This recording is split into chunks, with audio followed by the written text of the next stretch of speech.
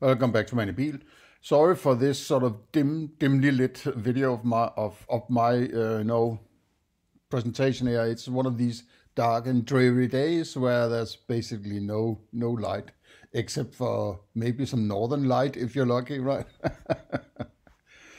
Let's just step right into it again, right? That process that cuts across these layers and constitutes these layers is obviously fallible. That's undeniably so. I think the fallibility of our minds goes even beyond tricks of perception. I repeat often that the prime directive of mind is to deceive itself. Mind is always busy trying to deceive itself. Mind. Okay, so this is sort of it's easy to sit there in his attic or whatever it is, right? His hobby room and just throw words at me, right? Mind is trying to deceive itself.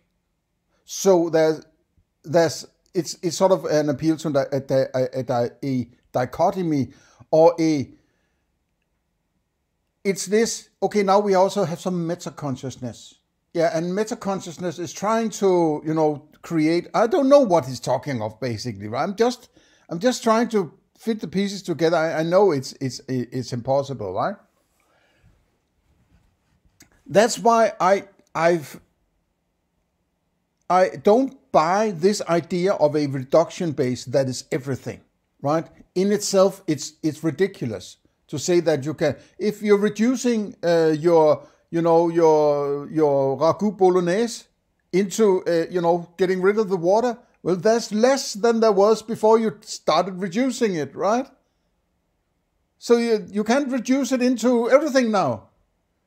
It doesn't work. And then stop talking about reduction then, right? And saying, I'm just cherry picking what I want to be the case, without any clarification of what method I'm using for cherry picking, right?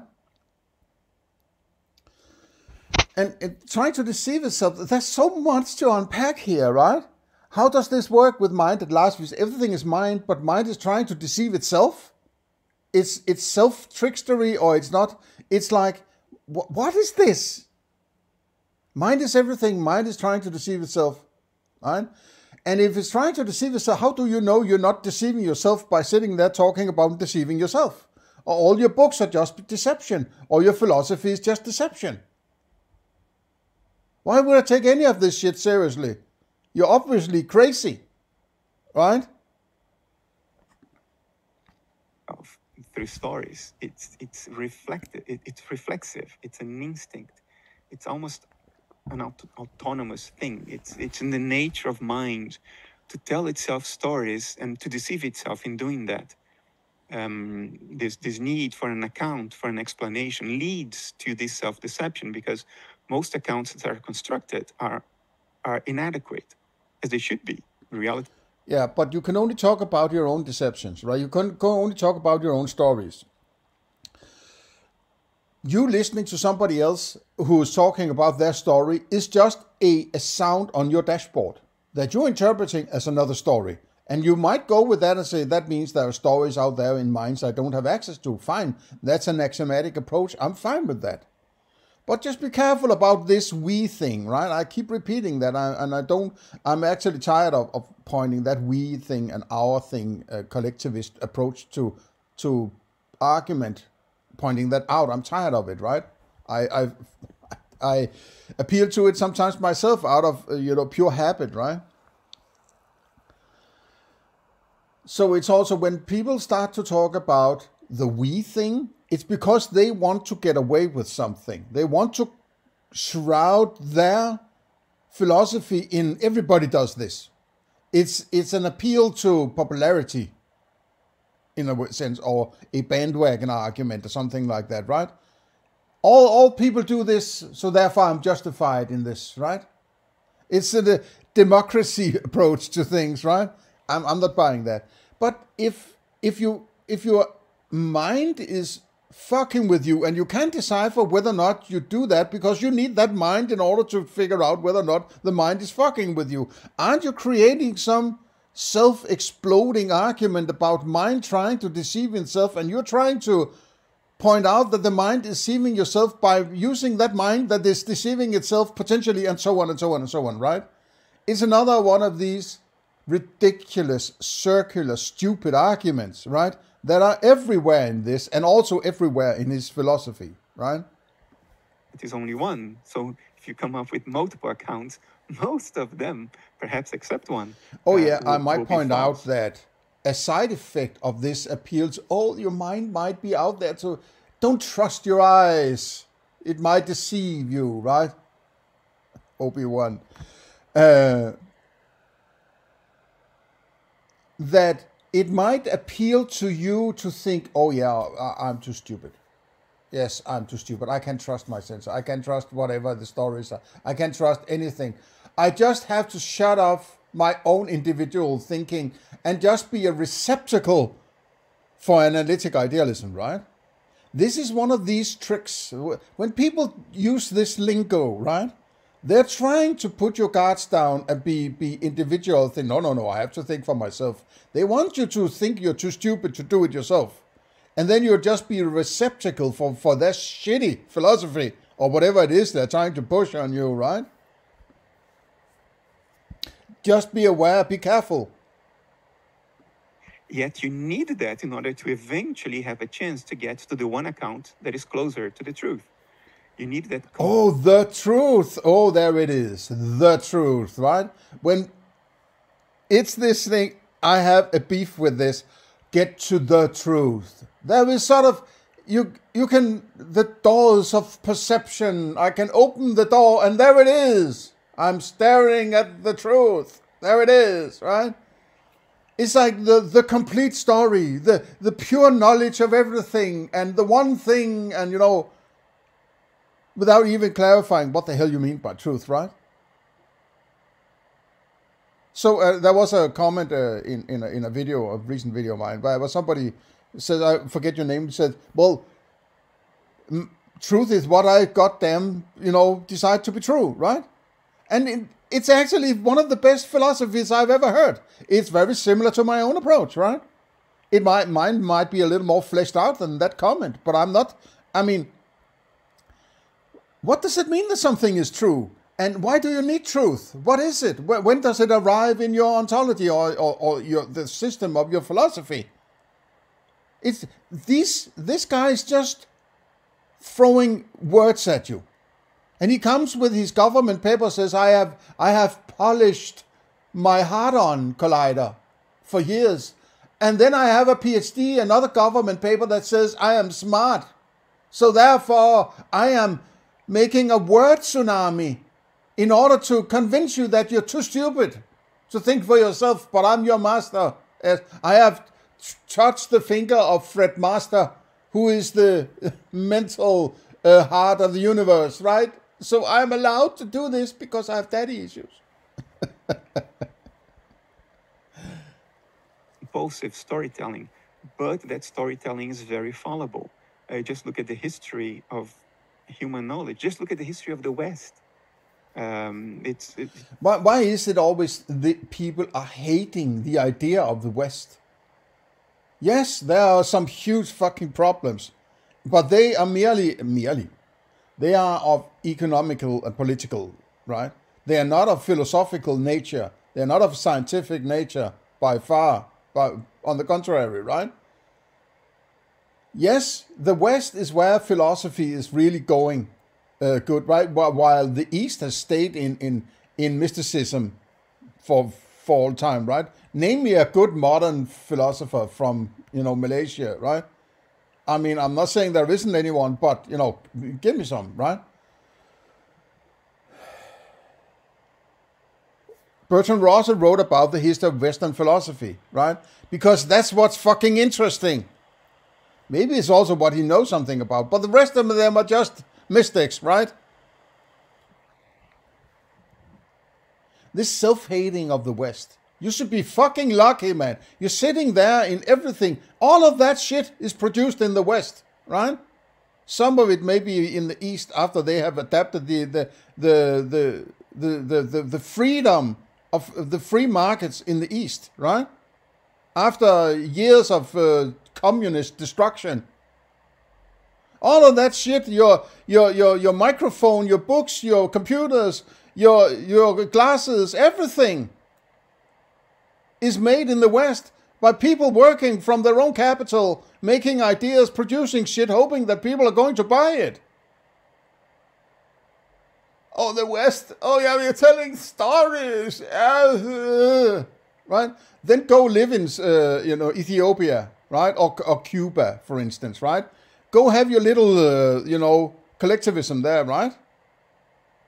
Oh, you don't want that? No. You want to sit in the Netherlands and having a war chest built up, being a CEO of a large Western company, producing Western shit, right? It's full of failures, full of wrong stories, wrong accounts, wrong narratives, accounts that have been useful in their time but proved to be wrong. We fool ourselves all the time. You can't prove philosophy. You can't prove anything to be wrong. You can never... No, you can prove something... I have to rewind a bit. You can prove something to be wrong in science, but you can't prove philosophy to be wrong. Because philosophy is not about proofs. You're a scientist, dude. You're not a philosopher. I have to classify you as a scientist pretending to be a philosopher who thinks he's so smart that his science has become philosophy.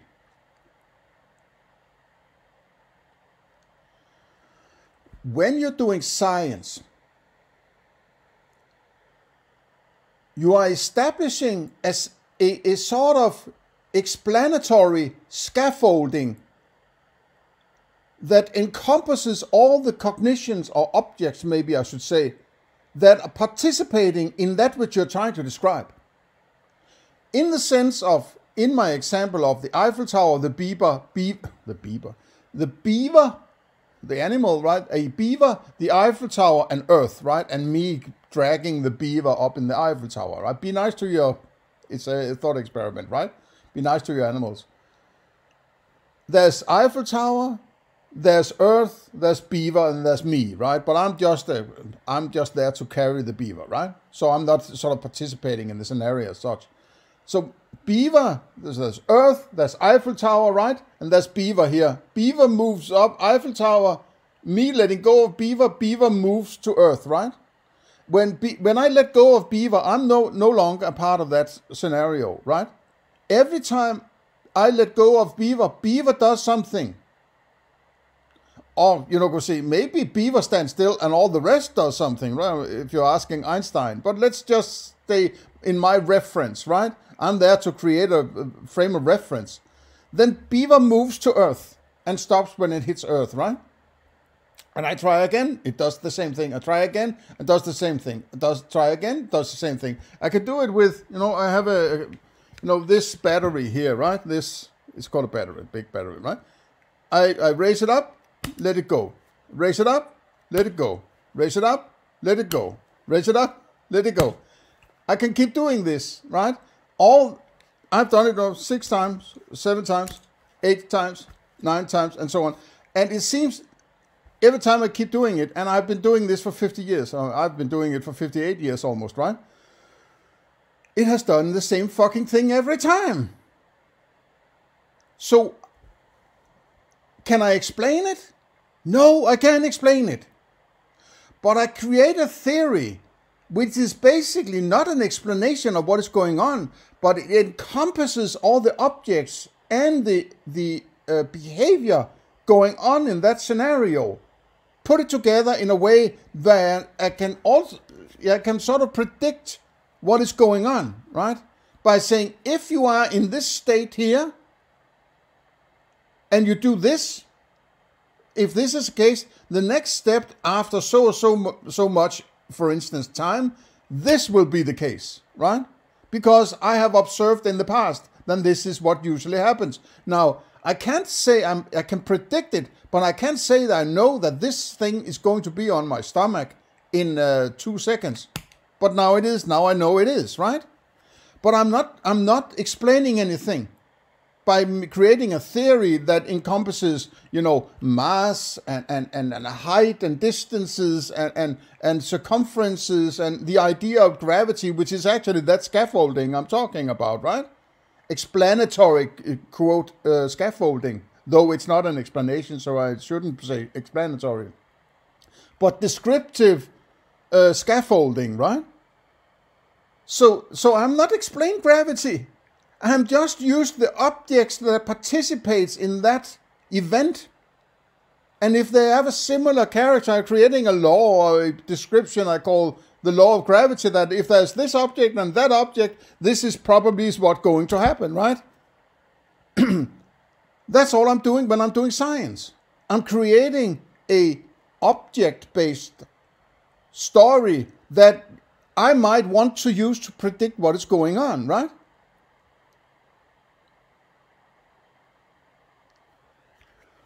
That's all it is. But that's not philosophy. Because philosophy is about what is this and how did I get to it? Right? Does it have a color? I call it a battery, but why do I call it a battery? What does that mean, right? Why did I call it a beaver? Why did I not call it a cola, for instance, right? Because there's something different, sort of this ontology, also these categories of stuff, right? That's what philosophy is about. Philosophy is not trying to come up with an idea of gravity. That's science, right? You could say that the story of gravity is an appeal to a story about what goes on beyond your dashboard. I would say that's a fallacy, because you are using your dashboard to come up with the story. The dashboard of the beaver and Eiffel Tower and Earth and whatever, right? That participates in that scenario. So when you're describing that scenario, you're describing what's going on in the dashboard. So it must be, gravity must be a law about the dashboard, right? What else could it be? It can't be a law about something beyond the dashboard, because you're referring to something on the dashboard. So you're not allowed to take, for instance, a scientific theory and say, it is going on out there. And that's the fallacy he's doing, right? In his this, as I appeal to, here, in metaphysics, appeal to science is invalid in ontology. And maybe I should say metaphysics, right? There's actually the category up here I call, but he calls it an ontology, and that's also one of the problems, right? He confuses the terms. Up here it says confuses metaphysics with ontology, right? And I get confused here, and he calls it ontology, but I have a category here called metaphysics, right? So appeal to science is invalid in metaphysics, but it's also invalid in ontology. Appeal to science is invalid before you have science, right? So all of this has to be established. You have to have a reduction base, you have to have a complete ontology, you have to deal with the idea of an external world, and if you want to go there and fabulate about what it's made of, you have to do metaphysics. I think it's ridiculously stupid. And then you have to go and do epistemology, and even maybe some objectivity, in order to get to do science and tell me about it, right? A philosophy of science, for instance, right? When you have a philosophy of science, you have a scientific principle, right? A scientific method. Then you can't turn back and say, okay, now I'm going to use science to describe what is beyond the thing I'm using to decide. Oh my God, this guy is fucking. Sometimes it feels like to me that some of these academics are so hard wrapped up in their own abstractions and ideas that they have lost contact with any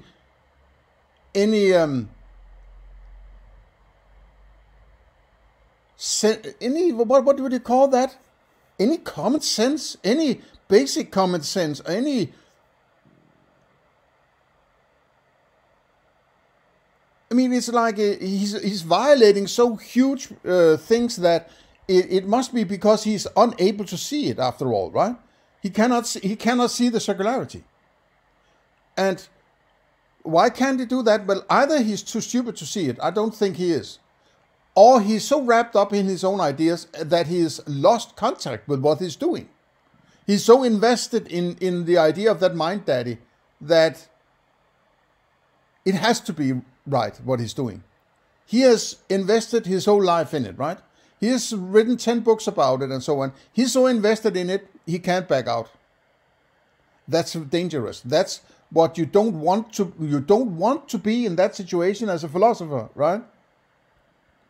And I also think that I have been struggling with writing my book on my philosophy. I want to do something, but I've been struggling with this book because I have a sense that when I've written it, I have to revise it again because there's something that isn't right.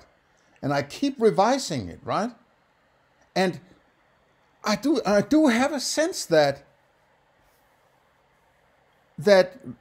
constant revision is not a weakness, but it's a strength. But it's also, I don't have forever to do it, right? At some point, you have to, if you want to make it a statement about it, at some point you have to say, okay, I have to go with it, right? But when you go with it and make it official, and you've written 10 books about it, and numerous presentations here, there, and everywhere, like Bernardo Kastrup, you can't back out again, right? Or at least it will be hard. And so it's also another thing that I would say that I would very much think that I would be able to, in around at most 100 normal book pages, to describe all of my philosophy. All of it. All that I've presented here, and maybe then some, right? In 100 pages. Complete everything there, right? It might not be fully, absolutely, atomically detailed, but it doesn't need to be, and it shouldn't be, right? But Bernardo Kastrup has written at least 10 books just to clarify what he means by mind at large, right? Which in itself is a circular argument. 10 books just to do that, right? So his focus is kind of misguided.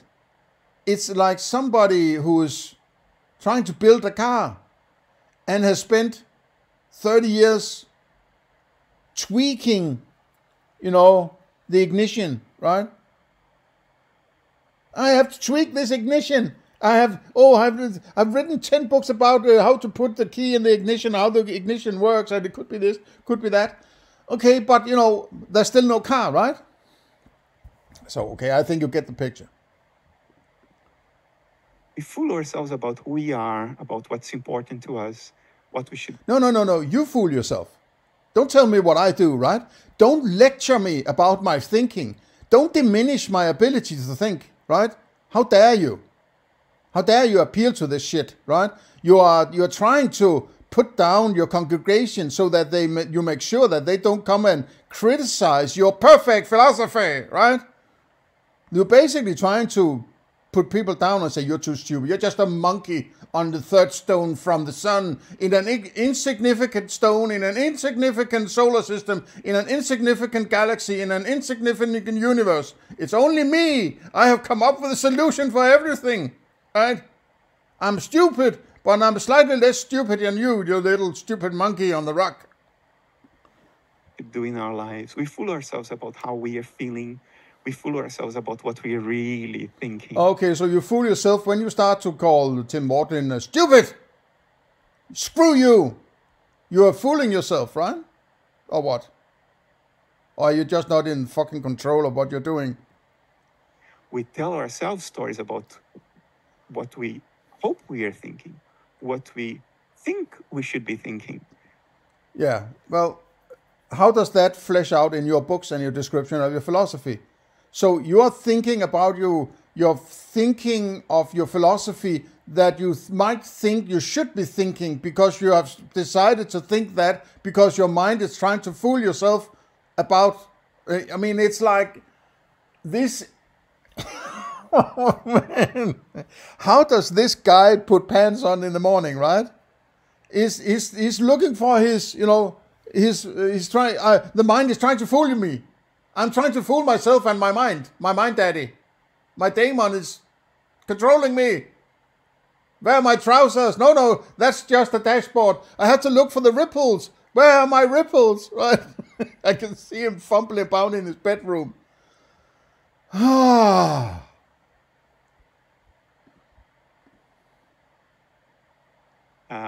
But we don't tell ourselves what we are really thinking. We don't tell ourselves what we are really feeling. What we say is how we think we should be feeling. Okay, I will tell you what I'm really feeling, right? I'm feeling you're a piece of shit, right? You're not personally, but your philosophy, excuse me, your philosophy is garbage, right? You're rambling, you're just, for all I care, for all I can see, you're just coming up with shit on the fly as to qualify your bullshit philosophy, right?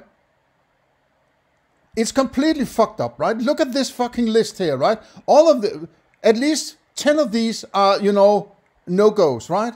These are, philosophy destroying problems. You're appealing to a reduction base. You're appealing to reduction, but you're not doing reduction, right? You're cherry picking, but then you call that a base without reduction.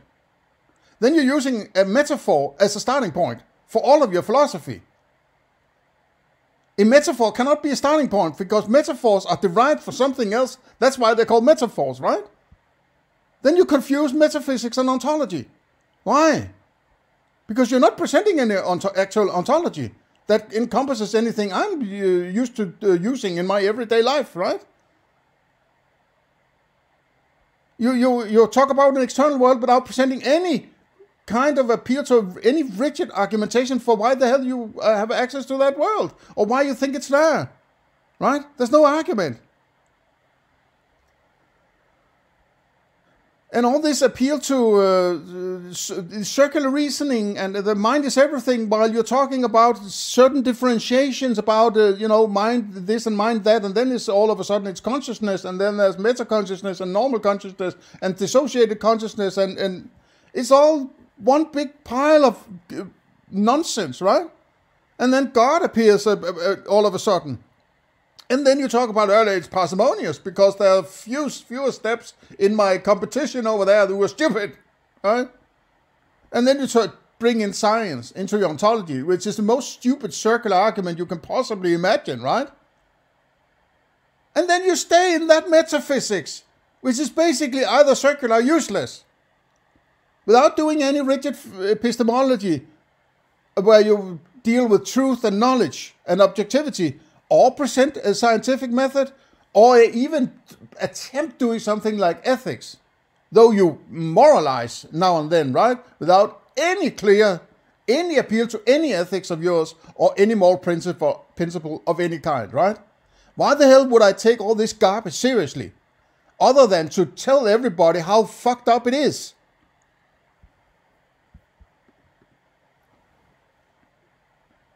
Or how we would like to be feeling, or how precisely we don't want to be feeling. Mind is incredibly fallible. It's very tentative. It's very grasping. But and that is something I suppose there is a mind behind those words or that sound I'm receiving that I call Bernardo Kastrup. So it's fallible, while at the same time it tries to tell me it knows everything, it understands everything. While it also then backs up and says, no, I might be wrong about it, right? This is philosophical gaslighting of some kind. How can this guy function? How can he, with a straight face, sit there and not think to himself, oh, what am I doing? What the hell am I doing, man, right? I'm trying to fool the world, right? Though the world to him is a dashboard, right? How would I know if I'm fooling other people or not? I have to have some rigid philosophy. I would have to say, this is my philosophy. I'm not trying to, that's my approach, right? I'm saying, this is my philosophy. I'm not telling you what to do. If I'm presenting my philosophy, if you think you'll find a flaw in it, let me know. But that's not his approach. He wants to tell everybody what is right, while at the same time he's telling everybody you can't trust anything. At least not yourself. You're too stupid, right? You're a freaking stupid monkey. This gaslighting is so fucking toxic, man, right? We have to contend with. And so I think the game that we can play, it's naive to think that monkeys are playing the game of ultimate truths. We have evolved, what, 200... But define what you mean by an ultimate truth, right? It is also patronizing to call people monkeys, in my opinion, right? Yeah, you can consider yourself a fucking monkey, right? Eat your own shit or whatever. But don't call other individuals monkeys, right? Talk about yourself. Don't label other people as monkeys. How dare you? 100,000 years ago, and the capacity to think conceptually only 30,000 years ago, maybe 50. That's yesterday. It's the blink of an eye ago. To think that having existed for only this very short time, we have already developed a cognitive system that allows us to have an accurate account of every salient aspect of reality. No, but then why should I listen to you? Because you're one of those fucking stupid monkeys, aren't you? Right? So why the hell am I listening to you? Or why do you think I should listen to you? Because it looks like you want people to listen to you, but you're telling them you're too stupid to understand what the hell is going on. At the same time, you've read 10 books about that which you don't understand. So what is this gaslighting? Are you trying to tell me I'm too stupid, but you're a little smarter than I am, so I have to put down my thinking so I can be a receptacle for your thinking, or what? Isn't that gaslighting? That's gaslighting, right? That confusing people so much that they don't trust themselves to think and get to conclusions.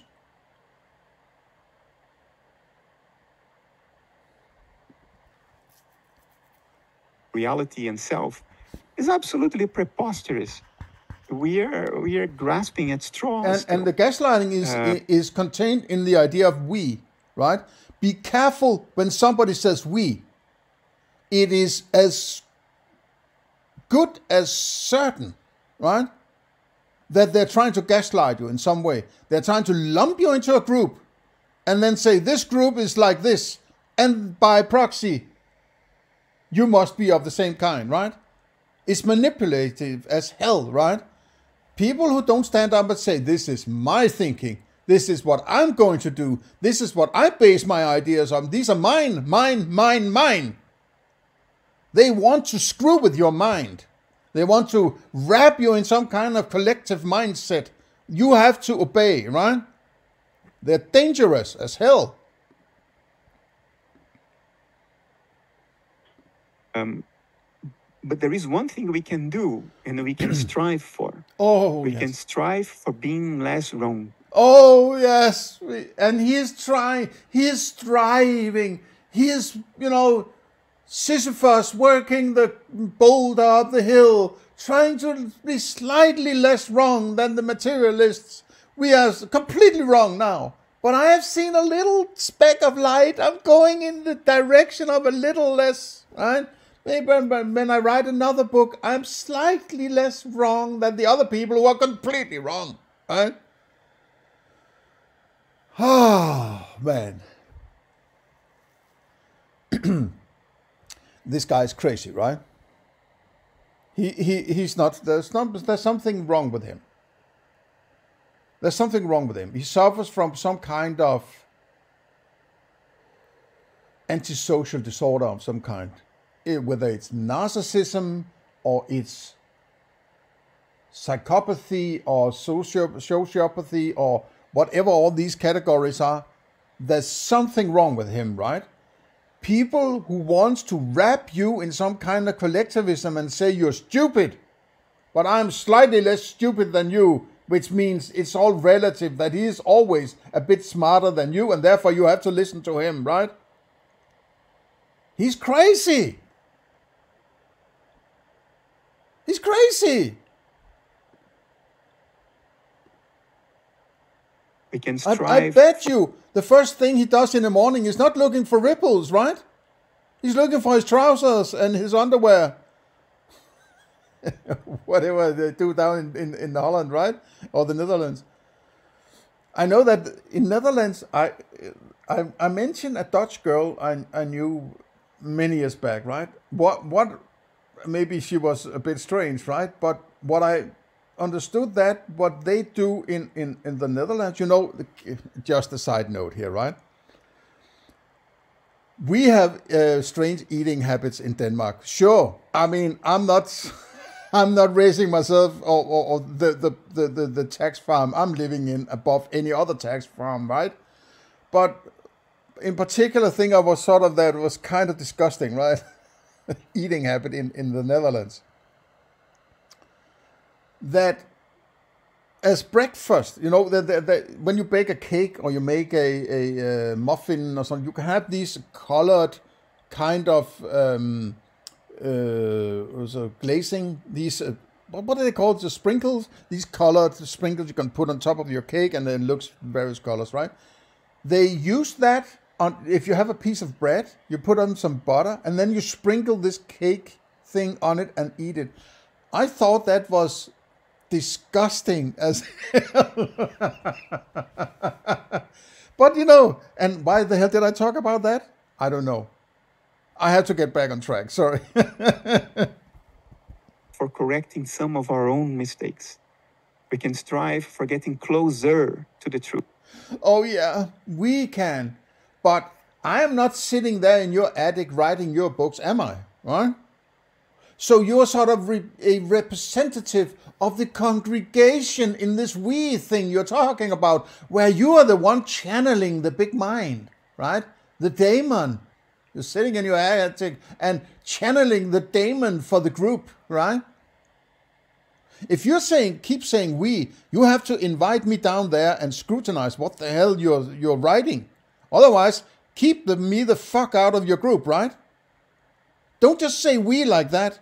And I'm speaking basically on behalf of, or appealing to everybody else to think for themselves. Think for yourself, man, right?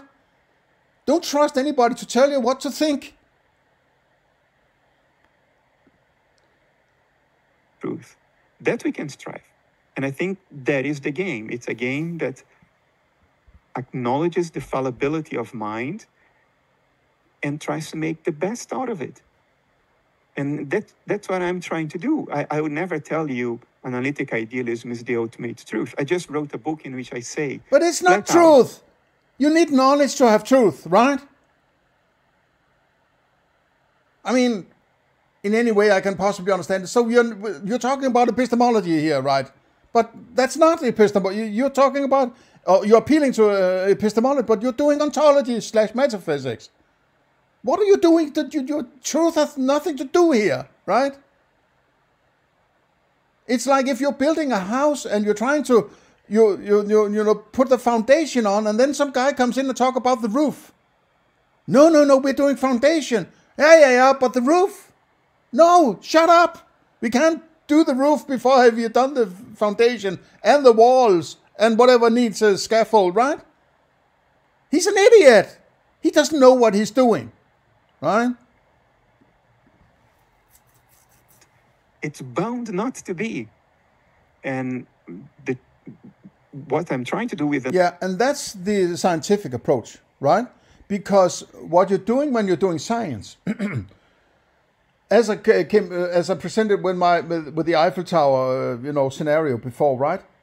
That theory you come up with, for instance, a theory of gravity, that's just a theory that encompasses all the observations you have been doing. And you can say, I have come up with a story that encompasses all the objects, and you could potentially use the story to predict what is going to happen.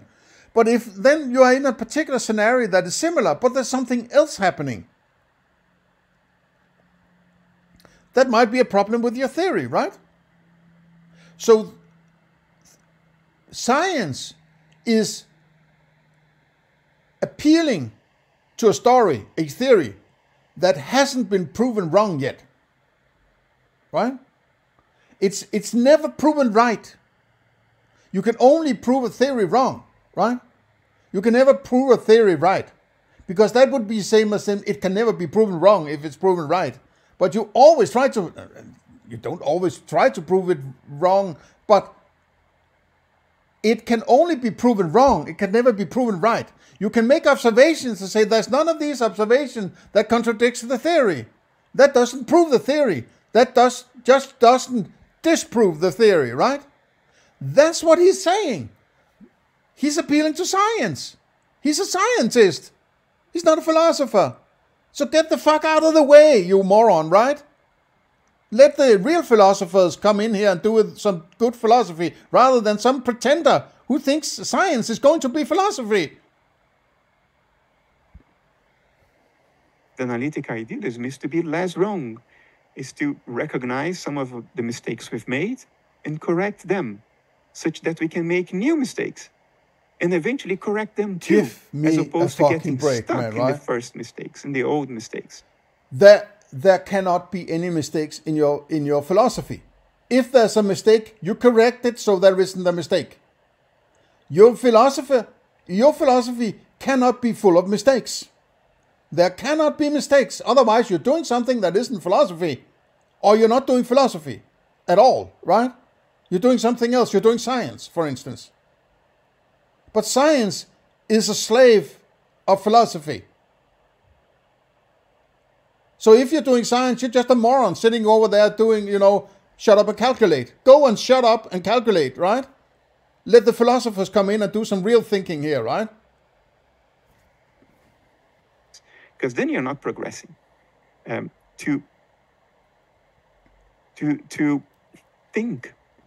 No, but if you can, if you don't dare to go and do epistemology and ethics, it's because what you're doing is not really something that is useful, and you either actually understand that, or subconsciously you understand it's a load of gaslighting bullshit, because you don't dare venture into epistemology, right? Based on this ontology of yours, right? Otherwise, why would you do an ontology if your epistemology is not based on it? Then things are disconnected in the structure of your philosophy. So before you start to lecture people about the significance of what you're doing, would you mind present your epistemology and potentially a method of science based on this shit, right? And ethics. You can't, because it's so full of errors and stupid shit that are presented here in my menu of all the problems. You can't go there, right? You have to stay in your mental cow castles, and you're never coming back out. That we figured it all out, and to deny evidence to the contrary, so we can stay in that comforting illusion that we got one up on nature, that we got closure, we figured it out. Okay, so if it hasn't been figured out, why are people being forced at gunpoint to pay for trillions and trillions of euros spent on a fucking hadron collider that doesn't bring anybody any closer to anything that can be used for anything, right? Why do they have to pay for this charade of academia and all the other shit people are being forced to pay for that they don't want?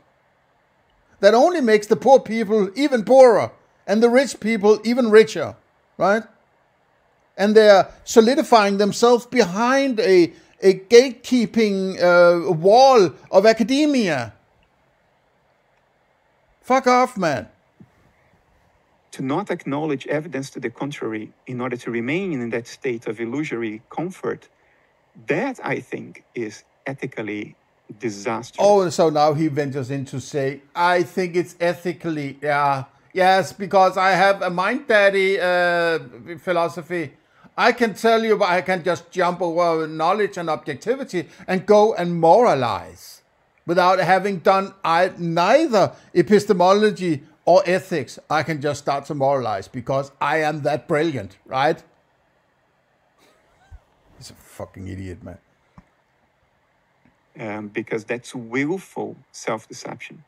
Look, we are engaged in Talk about self-deception, right? Look at this list of shit. I mean, I might be a few of these might be misguided where I have seen a problem that might not be there, but there are so many potential problems here that they're bound to be some problems here somewhere, right? No wonder people keep asking me a question, what the hell do you mean about all this, right? And he's just sitting there for 8 hours rambling without getting anywhere. And then now and then he comes up and moralizes. I think this is unethical. Right? A self-deluded narcissist, man, right? Of deception at all times. But it's one thing to realize when you self-deceived and then correct that mistake so you can self-deceive in a more subtle, more nuanced way later on. And it's another thing to say, no, I will not acknowledge that I'm self-deceiving because I feel better that way. Oh, so it's all about how right. you feel. That is, oh, yes. It's about what I feel. I think that's possibly the most important insight you can take away from Bernardo Kastrup. At the end of the day, it's how he feels about it. What does this conclusion I arrived at, how does that make me feel? Oh, that makes me feel bad. Let me back up and find another avenue to a conclusion that feels better. Yes, because it's all about how I feel, because I don't really have a backbone. And I have daddy issues and mommy issues and all sorts of other issues. So I want to find a conclusion where I feel good. It's bliss, right?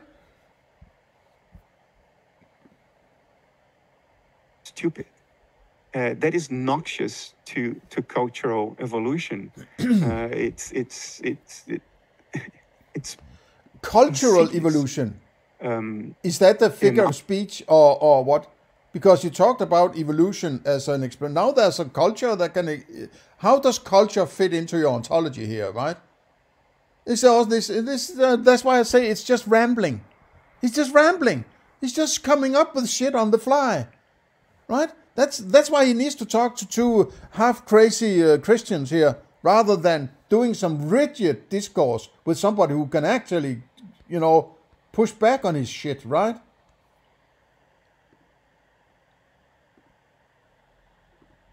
Almost criminal. So that's what I think we should not do. But in the search for correcting old mistakes and being less wrong, it's coherent to engage in that search and acknowledge that mind is fallible. And therefore, whatever you put forward now, at the end of the day, you will be wrong. Okay, so why would I spend time reading something that is possibly wrong? So I would, if it could potentially be wrong, maybe I should categorize it that wrong. Then I shouldn't adhere to it because it could be wrong. So that could be something that would be maybe even immoral by adhering to whatever story you come up with. If you think it's potentially wrong, why the hell would why would I take any of it seriously? I would try to avoid it out of fear that this might be fucked up, right?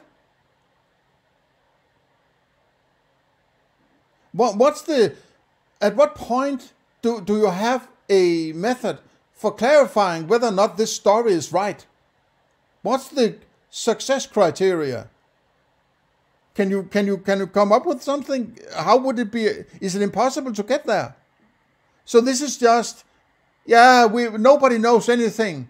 Everybody's stupid monkeys. But I have come up with a story that might be slightly less stupid than the other stupid stories, right? Therefore, you should buy my books. That's the level of quality he appeals to, right? He's just 3% less stupid than all the other absolutely stupid stories out there, right?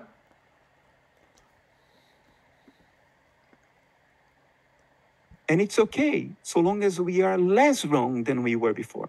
So long as we corrected already some of the mistakes. What's the success criteria for determining this?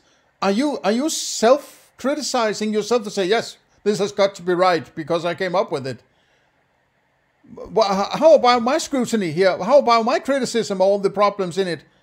Is that a guidance? No, because I don't have the government papers or what? I'm not a part of the club. I mean, who's going to settle that? Yourself? Are you self-censoring the quality of your shit, right? Who's going to do it? Academia is not biting the hand that feed them, which is the government ultimately, right? So they're going to solidify themselves in their ivory tower and sit there and say, "Oh yeah, we are too smart. Yeah, don't criticize us. We are just sitting here having our professorships, right?" They're not going to criticize you. They want somebody like you to sit there and say, "No, you're stupid. You're all stupid. Academia is perfect," right? Mistakes that we can see through right now. We can see those mistakes. So why will we insist on them? We will correct them. But that will not mean that we stopped the self-deception. We haven't. Oh yeah. So, okay, so you're self-deceiving yourself, right? And while you're telling me you have a fantastic philosophy that ultimately might actually be proving wrong, right? Conjured up by a mind that you're saying is constantly trying to deceive itself, though there's only mind. And man, right?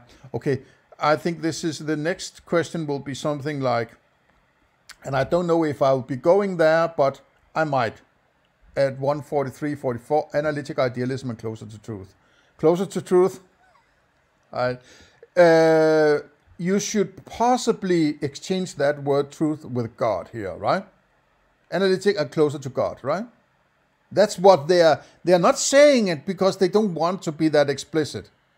But that's how Christians do it, right? They feed you sort of, yeah, that sounds reasonable. Yeah, that sounds reasonable. And then closer and closer and closer and closer. And at some point they say, okay, now you just accepted God, right? So now you're a Christian, you're a Christian, you're a Christian, right? Have a nice day. See you in the next one.